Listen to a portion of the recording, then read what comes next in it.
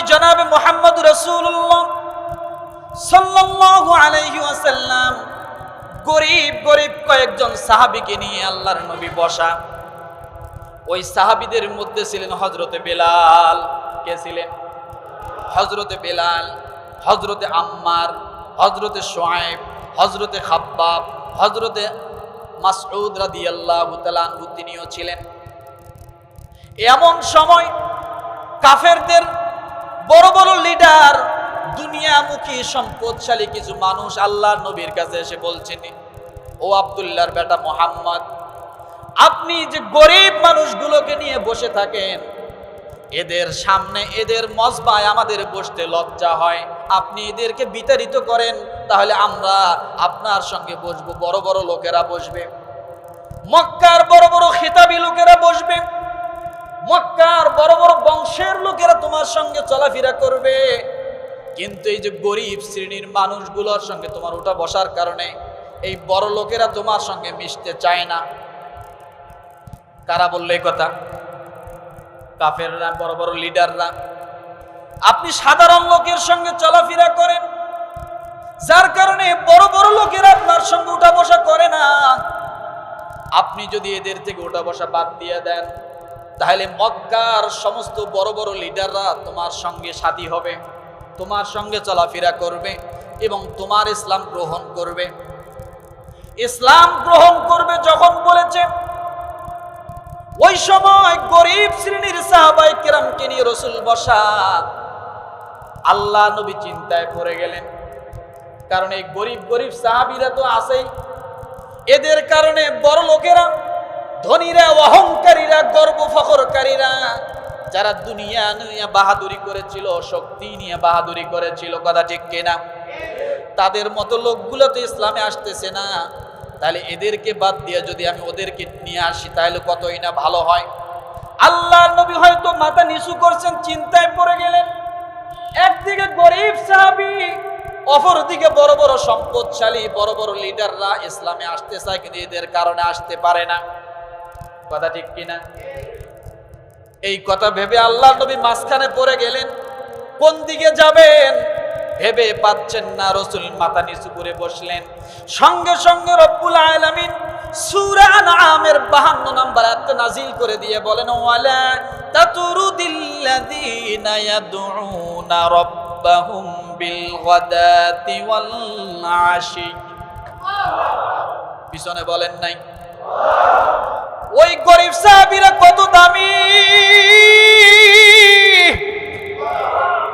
আমার আল্লাহর কাছে সুন্দর জামার দাম নাই, আমার আল্লাহর কাছে বড় বড় লিডারের দাম নাই, আমার আল্লাহর কাছে প্রধানমন্ত্রীত্বর দাম নাই, আমার আল্লাহর কাছে সুন্দর চেহারাওয়ালাদের দাম নাই।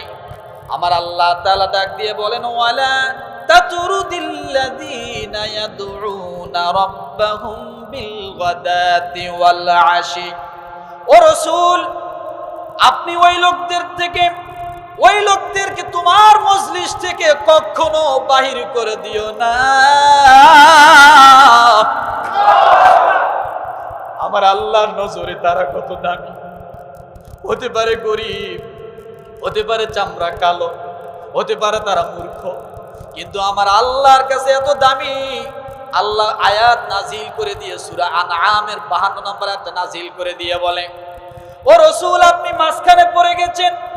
একদিকে বড় লোক, ধনাঢ্য, সম্পদশালী, ক্ষমতাবান, আর একদিকে যাদের বাপ মার তেমন কোনো পরিচয় নেই, তারা ভিন্ন জায়গা থেকে আসছে, বাড়ি নাই, ঘর নাই, চেহারা সুন্দর না, টাকা নাই, পয়সা নাই।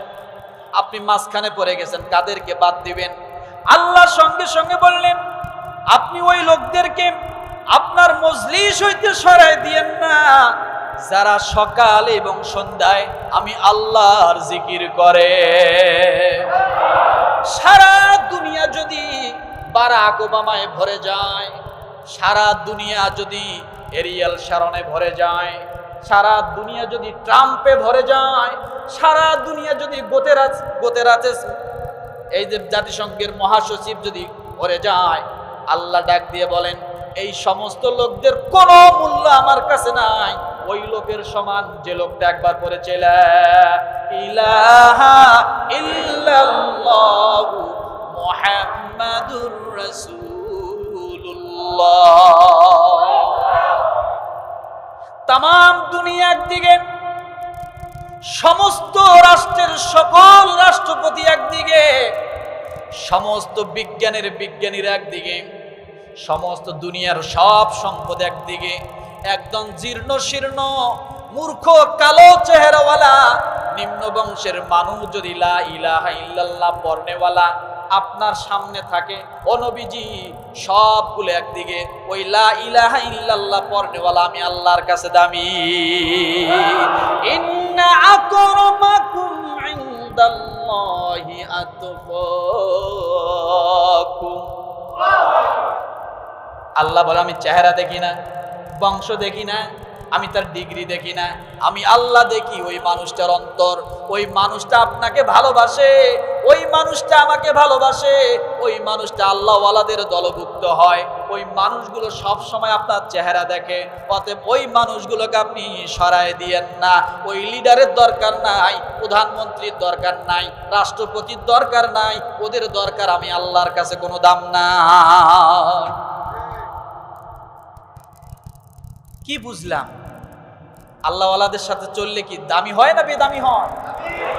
দুনিয়াদারের সাথে চললে দামি হয় না বেদামি হয়? খালি বেদামি, বেইজ্জতির শেষ নাই। বেইজ্জতির কি নাই? আপনি যত বড় বিচারক হবেন না কেন, দুনিয়াদারের যদি আপনি পাঁচাটা গোলাম হয়ে যান, আপনার পরিণাম হবে কলা পাতায় শোয়া ছাড়া কোনো উপায় নাই। আছে না নাই? আপনি হাজার হাজার কোটি টাকার মালিক যদি হন, আর দুনিয়াদারের যদি পাঁচাটা গোলাম হন, তাহলে আপনার নৌকার মধ্যে পলানো ছাড়া কোনো উপায় নাই।